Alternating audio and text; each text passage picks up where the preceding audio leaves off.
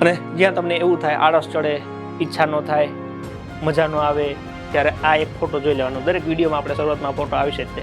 આ ફોટો એટલે જ મૂક્યો છે કે જે તમને અંદરથી પ્રેરણા આપે કે ભાઈ હું શેના માટે વાંચું છું. તો કે નોકરી આવશે, શું ફાયદા થશે, સુખમય જીવન, પરિવારની ખુશી, માતા પિતાનું સ્વપ્ન સાકાર થાય, આવનારી પેઢી માટે પ્રેરણા, ગાડી બંગલા, આર્થિક સદ્ધરતા, લગ્ન, સમાજમાં પ્રતિષ્ઠા. તમે કલ્પના કરો તમારા સમાજનું 5000 માણસનું આખું સંમેલન હોય અને એમાં તમે કોન્સ્ટેબલ PSI બનીને આવ્યા હો અને તમારું સન્માન થતું હોય અને એ સન્માનમાં તમારા મમ્મી પપ્પા પેલી ધરોડમાં બેઠા હોય, ત્યારે એમને કેટલો ગર્વ થતો હશે, એ સમાજને કેવડો ગર્વ થતો હશે. અને એ બધાનો ગર્વનો અહેસાસ જ્યારે તમને થશે ને, ત્યારે તમારી આ મહેનત, તમારી આ જેટલી પણ સહન કરવાની શક્તિ જે છે ને, ઓકે, એ ગણી ફ્રૂટફુલ થશે કે મેં જે સહન કર્યું, જે મહેનત કરીને આજે બધું ઉગી નીકળ્યું છે ઈશ્વરની કૃપાથી.